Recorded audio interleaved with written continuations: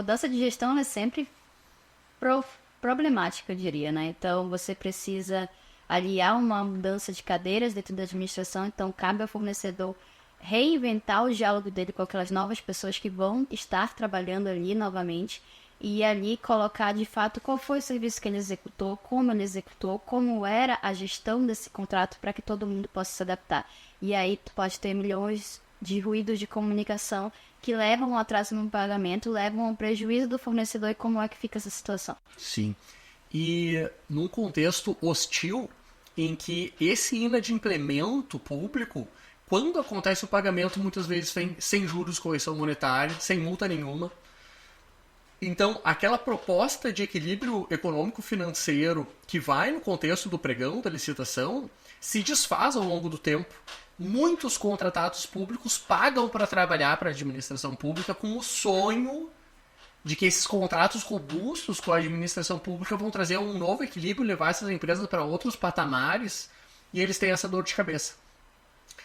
Eu acho que isso é muito importante e isso atrai muitos clientes para os nossos serviços aqui. A nossa experiência na cobrança do órgão público inadimplente, que vai de muitos anos, já criou vários serviços diferentes, né? Então a gente tem uma análise de crédito de órgãos públicos a partir de ferramentas de tecnologia que consomem os dados da contabilidade dos órgãos públicos. A gente tem a própria cobrança do órgão público inadimplente, a gente tem a cobrança contra organizações sociais, que tem um regime jurídico muito particular, tem esse universo aqui também, e tem esse outro universo que nos reúne aqui, que são as boas práticas no ciclo financeiro dos contratos públicos.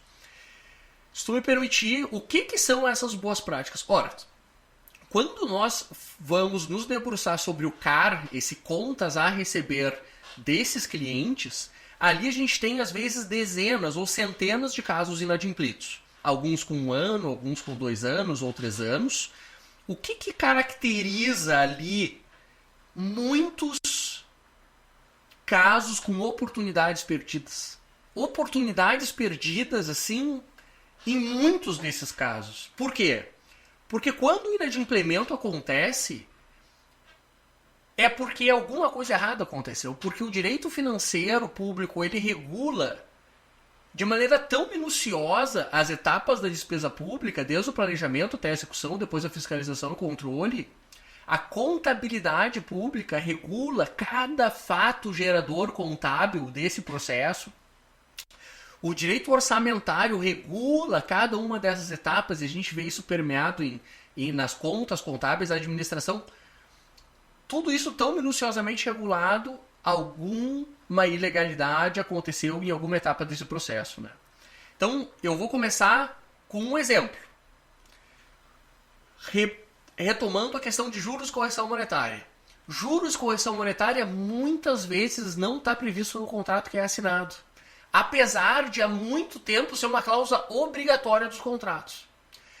O resultado disso é que muitos gestores públicos não se sentem obrigados a pagar juros de correção monetária, porque não consta no contrato. Isso desafia a visão do próprio Tribunal de Contas, do Poder Judiciário, mas mesmo assim eles não pagam. Mostra como é difícil transacionar com a administração pública e como é importante o contratado público ter o regulamento debaixo do braço. Mas aqui eu trago um exemplo. A ausência de juros correção monetária no contrato público, a gente vai depois perquirir os clientes. Tá, mas vocês têm a rotina de fazer a impugnação do contrato e dessa forma, da impugnação do edital, e dessa forma compelir a administração a entender que, opa, esse contratado público, e ele conhece os seus direitos. Ele sabe quais são as suas prerrogativas.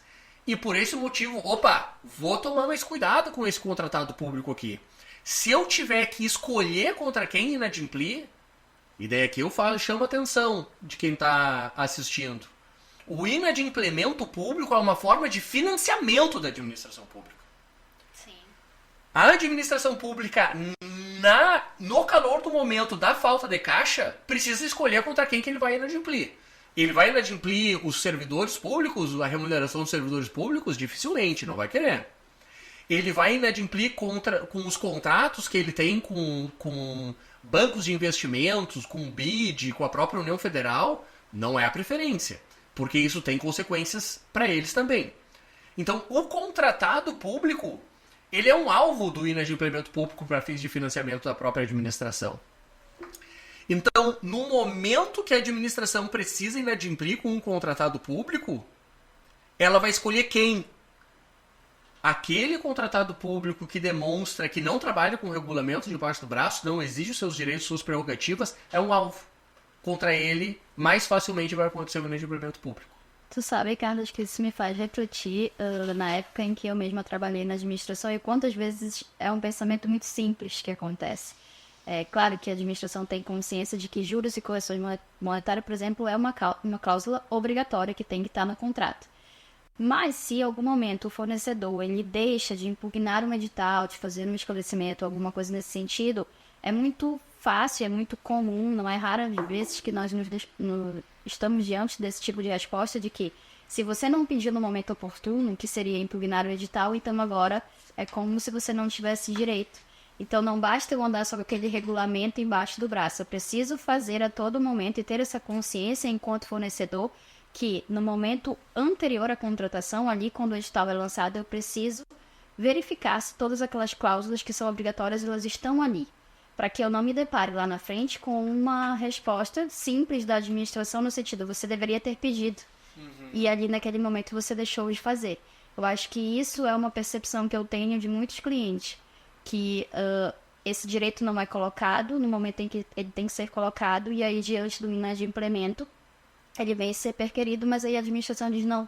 E aí eu preciso ir para o judiciário, eu preciso ir para o Tribunal de Contas, o que gera ali um desperdício de tempo, de energia, sucessivamente. Então, é uma boa prática, na minha opinião, dentro do ciclo financeiro, sempre olhar para o edital e se perguntar.